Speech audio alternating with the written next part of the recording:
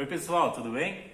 Então, pessoal, hoje eu estou fazendo aqui uma entrevista com o meu amigo Léo, que amanhã estará indo para a Alemanha, né? Certo. E ele é um intercambista, então ele participou do processo para fazer o duplo diploma na Poli. Então, o Léo irá hoje contar um pouco das suas experiências de como foi o processo seletivo. Acho importante você falar disso, né? E como é que é a situação lá fora, né, para quem é um intercambista, né? Então, vamos lá, Léo, fala um pouco sobre o processo seletivo, como é que foi? Bom, então galera, eu comecei a pensar no intercâmbio assim quando eu entrei na universidade, que eu não sei se vocês são todos alunos que assistem, né? Mas tem uma parte que é aluno, outra parte que não é aluno. Vai ser aluno depois, né? Bom, então o que acontece? Quando você entra na Poli, o primeiro dia tem uma palestra que eles explicam mais ou menos como é que vai ser a estrutura do curso. E uma das partes que mais chama atenção, pelo menos para mim, na época, foi descrição como é que funcionam os intercâmbios, os programas de intercâmbio. E logo de cara eu fiquei muito interessado, tipo, são várias opções de intercâmbio, as duas principais chama aproveitamento de estudos, que... Essa eu já falei pra ele. Já falou? Ah, certo. Então, tem o aproveitamento de estudos e o duplo diploma. Aí, pra mim, qualquer uma das duas opções seria ótima, porque são boas opções para você fazer uma universidade fora. E então a partir daí eu já comecei a pensar como que eu poderia melhorar tipo o currículo para no final das contas conseguir um intercâmbio desse aí. Olha pra câmera. Eu sei que é estranho, mas pode olhar pra câmera. Onde tá? Senão fica estranho. Tem um pontinho aqui. Onde está aqui? Aí por ti. Pode ser Certo. dois mesmo. Tá bom. Então eu comecei, na verdade eu sou aluno de transferência, que eu comecei na engenharia de materiais, aí depois transferi para engenharia elétrica, mas resumindo, logo que eu entrei na engenharia elétrica, eu comecei a procurar coisas que eu podia me aprofundar na engenharia e, tipo, dar um jeito de melhorar o currículo. Porque coisas importantes para você conseguir o intercâmbio, né? Você precisa, supostamente, ter uma nota boa, razoável assim, para boa, e ter um currículo, uma vivência dentro da universidade, fora o curso e as aulas, né? Então, qual que foi a minha estratégia? Eu acho que você já até falou da Thunderheads, os grupos de extensão. O último vídeo foi sobre isso, inclusive. Certo. Então, aí eu acabei juntando a Thunderheads, que é o grupo de robótica da Poli. Eu fiquei por um ano. Claro, não foi só pensando em intercâmbio, lógico, porque eu aprendi muitas coisas sobre a universidade, sobre a área de computação e de elétrica. Mas também deu uma melhorada no currículo, mostrar que você está inteirado sobre outras coisas além do curso, né? Importante. Certo. Aí depois desse primeiro ano, eu estava no terceiro ano quando eu estava na Thunderheads. E aí depois desse ano que eu fiquei na Thunderheads, eu comecei uma IC, que também conta muito, principalmente para as universidades alemãs. Ah, isso é bom saber. Que elas gostam muito que você tenha uma vivência de pesquisa, assim, de iniciação científica. E aí eu fiz um ano na área de Data Science, com o professor Pedro, não sei se é relevante isso. Fica aí. E é isso, um ano na iniciação científica. Se você tem bolsa, normalmente você... acho que tem uma vantagem, né? Uhum. E é isso. Você falou da questão de nota. Fala aí, Léo. Eu sei que você é gente como a gente. Ninguém aqui é top da Poli, média 9, média 8. Em questão de média, sua média era boa, assim, ótima, mediana? Não. Como é que você avaliaria a sua média? Não precisa dizer números aqui. Eu posso dizer, não... Pode falar então, você quer falar. Então, minha média eu não considerava boa, assim, eu prestei pro duplo diploma, tipo, com esperança de passar, mas, assim, no fundo das contas, eu achava que não seria possível. Eu tinha uma média de 6.2 quando eu passei, que, assim, supostamente, quando você pensa, pelo que você ouve, assim, não seria o suficiente, mas no meu caso foi. E acredito que, no meu caso, foi por causa da iniciação científica que eu fiz e por causa das experiências externas, assim, do curso, que os professores realmente valorizaram. E, como eu falei, as universidades alemãs, elas valorizam isso de pesquisa e tal, e vivência externa. Então, 6.2 não é uma média boa, definitivamente é uma média... Tem gente que vai estar escutando e vai estar te xingando, pensando assim, minha média é 4, minha média é 3. Não, digo, pros Sim, senão a gente sabe. É que a questão é a seguinte, né? A média varia muito do que você quer, se é duplo diploma ou aproveitamento, e de onde você quer, né? Então, as faculdades francesas, eu sempre falo pro pessoal, faculdades francesas, no mínimo média 7, você não consegue com menos de 7. Aquelas, as écoles centrales, né? Que são conhecidas como as melhores faculdades de engenharia. Alguns falam do mundo, outros falam da Europa. Então, assim, essas faculdades que são as tops mesmo, né? a média tem que ser muito alta, mas existe sim outras oportunidades que não tem que ter média tão absurdamente alta assim, né? Porque a média 7 na poli é sofrido, né? Exato. Bem sofrido. Isso é um detalhe também. Quando você vai prestar para um intercâmbio, você tem direito de colocar 5 opções de universidades, né? E no meu caso, eu tinha estudado italiano por um tempo, então eu queria ir para a Itália inicialmente. Eu coloquei as 2 primeiras para Milão e para Turim. Só que essas 2 universidades, justamente porque os cursos são em inglês, não necessariamente você precisa falar italiano, é muito concorrido. Então, tipo, todo mundo tenta essas 2 universidades em específico. Sim. E aí eu acabei não conseguindo. E aí eu caí para minha terceira opção, que era a Universidade de Aachen, a WTH. E por coincidência ela era também em inglês, mas acho que por conta de ser só aberto para o pessoal da elétrica e computação e não ser muito conhecida, que nem as italianas, então foi um pouco mais simples e eu consegui passar. E fala aí como é que foi o processo, as etapas, né? Que eu não faço ideia, realmente. Certo. Então, o processo depende da universidade que você está prestando em 2 grupos, né? As francesas têm um processo um pouco mais complicado, mas o resto delas, as alemãs, as italianas e uma parte das francesas também, é um processo mais simples, que são basicamente 2 etapas. Tá. São 2 etapas em que a primeira você tem que redigir alguns documentos e enviar para a CRINT para ela analisar. A CRINT é? CRINT é a agência que cuida sobre as aplicações, que cuida dos intercâmbios em geral da Poli. Isso, é a Comissão de Relações Internacionais da Poli. Exatamente. Boa, tô sabendo. E, bom, então você tem que mandar alguns documentos, que nem eu disse. Primeiramente, claro, o histórico escolar. E aí outros documentos. A sua vivência dentro da Poli, falando sobre como você... Um pouco antes da Poli também, né? Falando sobre sua vida, assim, resumidamente, antes da universidade. E a sua vivência dentro da Poli, né? Porque você escolheu o seu curso, as coisas que você fez, iniciação científica, grupos de extensão, coisas assim. Sempre tentando motivar essas coisas que você fez pensando no seu intercâmbio. Então, eu fui para a área tal porque eu já estava pensando na universidade tal e por isso que eu tenho muito interesse nessa área. Então, essa seria então um resumo da sua vida acadêmica. E junto disso você já começa a falar a ordem das universidades que você escolheu. Eu falei que são 5, então você tem que resumidamente falar os motivos. E é muito importante você falar sobre a pesquisa que você fez sobre essa universidade, né? Mostrar que você está inteirado sobre a universidade. Então, eu pesquisei sobre o laboratório tal, que é algo que a gente não tem tanto na Poli. Isso é interessante, porque senão eu vou colocar assim, eu quero ir pra França, por quê? Porque é bom. Porque me isso falaram é que são os melhores, né? Isso daí não... Eu escrevi isso. Isso dá um destaque, mostrar que você estudou bastante, que não é só porque é um intercâmbio. Só fazer um parênteses aqui, gente, isso aqui é que nem processo de empresa, tá? Você falar, eu quero trabalhar na empresa X porque eu quero, me dá um emprego, pelo amor de Deus, não ajuda não. Você tem que pesquisar sobre a empresa, você também tem que pesquisar sobre a faculdade. Eu não sabia disso, né? Exato. Então é isso, tem que fazer uma descrição boa, mostrar que você estudou principalmente as suas 2 ou 3 primeiras opções, a quarta e a quinta não importa muito, mas é bom você mostrar que você estudou também. E é isso, então você tem que mandar seu currículo e esse resumão aí que fala sobre sua vida dentro da universidade e o motivo de cada uma das universidades que você está escolhendo. Vamos dar agora um pulo pra frente. Você tá lá na Alemanha, como é que é? É a mesma coisa que a Poli? É pior? É melhor?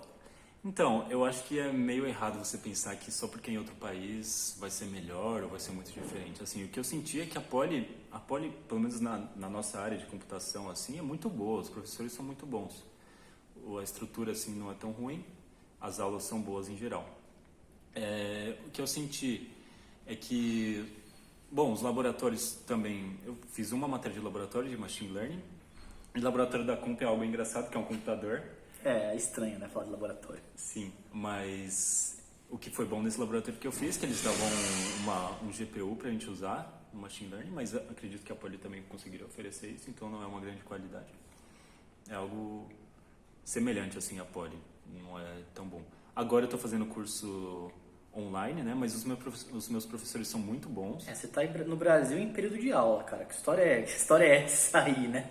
Você tá no Brasil agora, né? É um intercâmbio muito esquisito isso aí, que eu já tô 4 meses aqui por causa do coronel, mas Você falou coronavírus vai ser desmonetizado, cara. Perdemos o dinheiro. Brincadeira, tá? Esse aqui não tem monetização, não. Pode falar à vontade. Todo mundo sabe que você quer ficar rico com esse canal. Então, meu propósito de vida, né? É isso. Cara, e os professores? Bom, os professores. Eu tava te falando, né? Que faz 1 ou 2 anos que essa minha universidade começou a dar aula, pelo menos na nossa área de elétrica, em inglês. Então, os professores são alemãos, e eles nem todos falam fluentemente inglês. A maioria fala, como eu disse, a maioria dos meus professores são muito bons. Só que tiveram alguns que não falavam muito bem, um em específico realmente não falava nada bem. A cada 2 palavras ele dava uma engasgada e tal. E aí então eu tive que estudar por conta própria essa matéria em específico, mas em geral os professores são muito bons, parece que eles são muito abertos para perguntas assim e muito disponíveis assim. Agora me veio na cabeça, teve professor indiano lá? De quê? Indiano? Tem muito tutor indiano. Engraçado, né? Como tem bastante indiano nesses lugares assim, mais fora. Sim, mas os professores são alemães mesmo, alemãos. Mas voltando àquele assunto que a gente estava conversando antes, né, sobre os tutores. Os tutores são os monitores. Eles são muito valorizados lá, eles são os caras que manjam muito, nos laboratórios eles ajudam muito o pessoal e eles estão sempre muito inteirados, assim, e são bem gente fina, assim. Eu tava falando para ele também que o sistema de aula é um pouco diferente da Poli, porque a cada aula de teoria tem uma aula específica de exercício. Então é 1h30 de aula de teoria e 45 minutos depois vem o monitor e ele dá uma aula de exercício. Então os monitores são muito engajados e muito valorizados lá. Uma coisa que o Léo falou que eu não sabia, né, é que quando você fala uma disciplina de 4 créditos, por exemplo, né, eles alocam um tempo dessa disciplina para estudos, né? Coisa que infelizmente no Brasil não existe ainda. Tem muito diálogo, né, sobre isso, né, sobre você dar mais tempo de estudo para os alunos, mas iniciativas sobre isso no Brasil não existem ainda, né? É bem difícil de você conseguir organizar isso. E a questão dos tutores, só fazendo um paralelo, né? Tutor lá fora, seja Europa, seja Estados Unidos, ele é muito valorizado. Aqui no Brasil, o tutor ele vai ser o quê? Vai ser um monitor que pode ser da graduação ou da pós e vai ganhar uma merreca e vai estar lá às vezes por cabide de emprego. Então, assim, são coisas bem diferentes. Sim. E você sofreu bullying lá, Léo, por você ser um intercambista? Não, tem muito intercambista lá. Muito, bastante. Fui recebido muito bem. Fiz uns amigos poloneses. Tem gente de tudo que é lugar. E dá pra se entrosar, então? Dá sim. Eu não convivi com tantos alemães, mais com intercambistas, assim. Mas o pessoal muito tranquilo, assim. E aí, quadro da polícia? Nada. Tem que mostrar passaporte, porque você não tem documento de lá, coisas do tipo, assim. Eu quase fui barrado em Portugal, quando eu cheguei lá, porque não tinha visto ainda. O visto eu tirei lá dentro. Ah, tá. Então, aí o português falou, aqui é o portão da Europa, não posso deixar qualquer um passar, qualquer brasileiro passar. É que o pessoal fica puto, né? Porque nós somos, como a gente pediu independência, né? Vocês querem invadir. Os caras têm que devolver na suor, isso sim. Perdemos mutação de novo agora. Os portugueses vão vir aqui metendo pau. Eu adoro os portugueses. O que mais, Léo, que você acha interessante falar?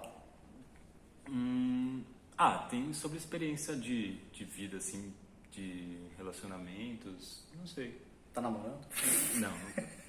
Não tô não. Fala que você acha bom. Fala que você acha bom. Tem coisa que eu não tô pensando, pode falar. Então, o intercâmbio é muito bom pra você conhecer outras culturas. Isso é clichê, né? Mas, tipo assim, quando eu saí daqui, eu achava que ia ser muito difícil conviver com pessoas de todo canto do mundo, né? E quando eu cheguei lá, eu vi que tava todo mundo na mesma situação, sabe? Saíram da sua própria casa e estavam estudando por conta própria, se virando e tentando fazer amizade como nós. Então, cara, se você tá pensando em fazer um intercâmbio, não fica pensando muito sobre dificuldades de se relacionar, porque são pessoas como a gente, sabe?